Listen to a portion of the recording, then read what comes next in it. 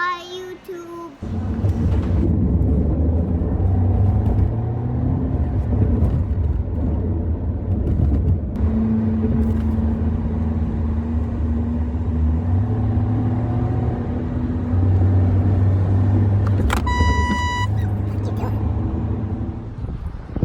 Good morning, YouTube friends and family. It's your boy GB Reviews. Today I'm doing another car review for you.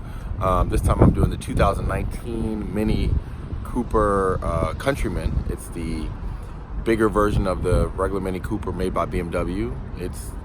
I would say, I consider it like the SUV of the Mini line because it's just so large in terms of space on the inside and just in terms of space in comparison to the regular size one. But we're gonna go through all that. I just wanted to give you another car review today of kind of a unique car in my opinion. Anyway, let's get at it.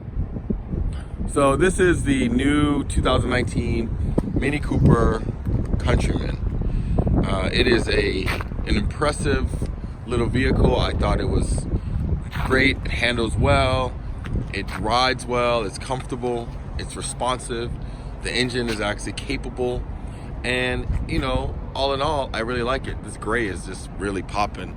BMW took over the Mini Cooper brand, I guess, over 10 years ago. I'll drop the date in there just so you can see. But they have really done an excellent job just making sure that they put out a capable vehicle. I mean, Mini Cooper, as you guys know, is a British vehicle, a British company. They were bought out by BMW, and BMW has just really upped the game. They put kind of some of the British styling with German engineering, and they created an outstanding vehicle. This one is gray, and I'll drop the gray in there because I don't know exactly what they call this gray. It looks like a space gray if you're looking at like an Apple computer, but I'll drop the gray color in there. On 17-inch wheels, I think you can get them a little bit larger, but it is just a really nice car. I mean, like, the fit and finish of everything on the inside is really cool. I was really shocked at how nice everything is just kind of laid out on the inside. It's very intuitive. The display is very intuitive. This one does not come equipped with navigation, but you can get equipped with navigation. But I just think the way that they just brought the different accents together just really is a testament to superior German styling. With that, let's get at it. We're gonna go inside and we're gonna check it out.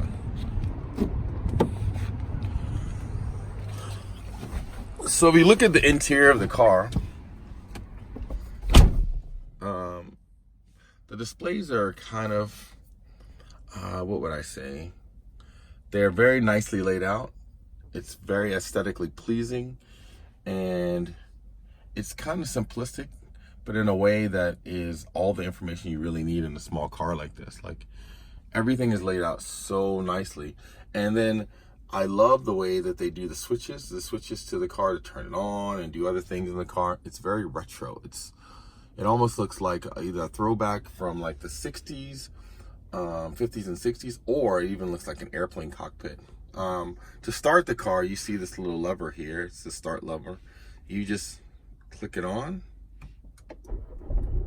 and the car, and then it's just so nice. Look at that. This has like this coloring here, which I thought was so cool. And as you adjust things, these colors change, which I thought was like so nice. But it's pretty quiet. They have sport mode and manual mode. So if I'm putting it in drive, you just switch it to the side, and I can switch it. I can go manual, or I can just come back and just do regular sport, and it changes in the display so you can see sport, manual. Sport means that the engine will actually change on its own in a sporty fashion. Manual, as you know, with most cars, you can just shift the gears. You know, it has 6 gears. It's, like I said, it's nice. It's pretty sporty. It's pretty neat. Has a USB port in here. Has a rear backup camera. And then down here is a very basic console, but it's, you know, I thought is really nice. You know, like, you know, if you go to media, or you go to menu. you go to menu, you can see all of the things that come up, and you can scroll through the different things, and you see the colors change, which I thought was so cool about how different things are. So, you know, and this thing changes too, which is, I mean, maybe a little bit hard to see, but it changes colors. And then, like, if I was gonna change the heating, this is the heating element, and again, it's very intuitive, very easy. If I change it to cold hot, you notice it changes. So, you know, like, I'm going from hot to cold, which is, I think, is so awesome. And then, you know, if you just change the speed that the fan blows, it doesn't really do anything. But you know, again, very nice dials, very easy to close things. You know, you can determine how much heat or air comes out by turning these things off or on, which is really nice. The buttons up here can do everything from turning on the dome lights to opening the sunroof. Oh, the thing I'm going to show you is it has a panoramic sunroof, which is very nice in a small car. And then here is how you open it. You pull it back, and then it opens. And so, I mean, it's just a really nicely designed car. And then it's one touch and it closes the back. But, you know, super nice. I'm gonna jump in the back so you can see how much room is in the back. It's actually pretty nice. But like I said, well laid out. Has a USB port down here so you can plug in and you can connect everything. But the design is just super nice. Has all these kind of new standard features like the SOS thing, and you can't pop it by mistake, which is nice. You have to actually pop it open, then push the SOS button, because I almost touched it by mistake and I was like, oh man, they're gonna come out. Looking at the front again, just before I jump in the back, all the kind of the levers, all nice metal, cool to the touch. You know, in some cars it would look metal, but it actually be plastic. This is actually metal, cool to the touch. It does not have paddle shifters, but I like the steering wheel. It's wrapped in leather, or maybe it's leatherette, but I think it's leather because it's actually stitched. It feels good to the touch. The design is good. The grip is good. The sound system, this one does not have premium sound, but it's actually nice to use. Again, I'm just trying to show you everything. I'm doing a quick review because it's a small car. But you know, you have some of the kind of the nice part about, again, BMW taking over, is that you have some of the nice standard features that are in many of the German cars. Audi, Mercedes, BMW, you know, even the symbols look the same. And so I think that is really, really helpful. We're gonna jump in the back.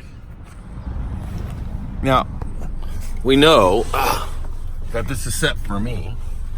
You know, 6'4", the seat is set for me.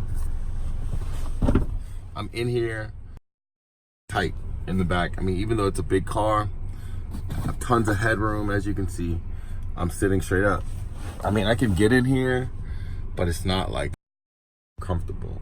With someone 6'4", it's not super comfortable for someone who's 6'4", sitting back here. You see my legs are right up against the thing, and I'm sitting with my back straight up. But that being said, the seats are actually quite comfortable. These seats are leatherette, they're not leather. But the nice part about the leatherette is that, hold up, I thought I was showing it. These seats are leatherette, not leather. And the nice part about the leatherette is, like, you know, if you have kids and you get spills or just dirt and gravel, or it's raining outside, you don't have to worry about it. But it actually, it's one of the better leatherettes that I've seen. Like, it looks like leather, it feels like leather, it's supple, it's perforated. Like I said, I think they did a really wonderful job with this car. This actually folds in, so all this stuff folds down. You can fold the seats in and fold this back in to increase your cargo space. And I'm going to show you why you would need to do that. Again, let's look at the panoramic roof from back here. As a passenger in the rear or in the front, you're getting to experience the full panoramic view of the sky. So it's a nice touring car. I think that you would enjoy, if you're smaller than I am, or if you have a smaller driver in the front, I think you would enjoy touring around the car, because these seats are actually, my legs aren't comfortable because of this seat on my legs, but the seats themselves are actually quite padded and quite comfortable, so I like it. I think that the Countryman, Mini Countryman, is actually a pretty good car. I think they did really well. I remember when they first came out with this big Mini, I was like, what the hell? But Mini did a really admirable job, and I would say BMW, by way of Mini, did a really admirable job just making a really nice car that people would appreciate having. So let's look at the trunk. We'll pop the hood of the car so you can see the engine, and then we're going to be done. All right, kind of like what I showed you with the regular BMWs in my other videos. You have to pull the lever twice. I guess that's to keep the hood from going up. But the Mini engine, turbo powered Mini, it's a sideways mounted engine. I guess that's to conserve space. I'm gonna pull this out, and that's what you get. A little 4-cylinder turbo car, super nice. It's what you expect from German cars. Everything's packed in there and then covered up by this nice piece, and it's actually pretty much what you'd expect in German cars. It reminds me of some of the Golf engines and the Audi A3, A4 engines. One of the things you may notice as I pull the hood up is that the hood actually has the cutout for the lights, right? You notice that? When I pull the hood up, this is part of the front of the car. When you see the front of the car come down, that is actually, I've never seen this kind of layout. I've never seen this layout in another car, which I think is actually pretty cool. It's a cool feature. Again, BMW did a pretty good job just making things just like so nice. The attention to detail is just phenomenal. These headlights are not LEDs or HIDs, but they do have a really good kind of attention to detail. You see in there, the actual headlight has Mini on it, which is really cool. Let's go look at the back real quick. The trunk space in the back, it pops up fairly easily. They have a rear parking camera. There's a little lever here on the back that allows you to pull that up, but it's not so bad. It's for a small car. It is, because of the hatchback, you can get more things in here. We're gonna do the classic GB move. I'm gonna jump in there just so you can see how much space it is relative to me. But remember what I said, the seats all fold down, so you can actually fold those down and you'd have more cargo space. But your basic cargo space is probably large enough for one suitcase, a regular size suitcase, and then one rolling bag, and then you can stack another bag on top of it because it's a hatchback, but it's not like super large. But let's jump inside and then you can see exactly how I fit in there. It wouldn't be a review unless your boy did this for you, but where are we getting in here? I'm sort of in here. My feet aren't really in here. I'm right up against the seat. So if we compare this to some of the other cars that I've done, that I'm in the trunk, you can see that there's not a lot of room, but there is a lot of headroom. Like, so I'm here, and when the hatch is up, it's about 6 feet. It's not like if I stand all the way up, my head will hit, but you have about 6 feet of clearance, which is nice. I like it. Anyway, that's it today. I think I would rev the engine, but it's not really that loud, so I'm not gonna do that. But I like the Mini Cooper Countryman. I think it's a great car. Again, it's just my opinion. I think you should try it out, see what you like, see if you like it. I will drop the specs in there in the video, and I'll drop the price and everything and the color, as I said. But it's a great car. I'll put in the features too, how it's laid out and what the cost is of how it's laid out. But great car. I think you definitely should, if you get an opportunity, you should definitely drive one, try to buy it. If you need a small car to run around, I would buy this car. I think it's a great car. Anyway, it's your boy G Reviews. I'm out. Subscribe right below.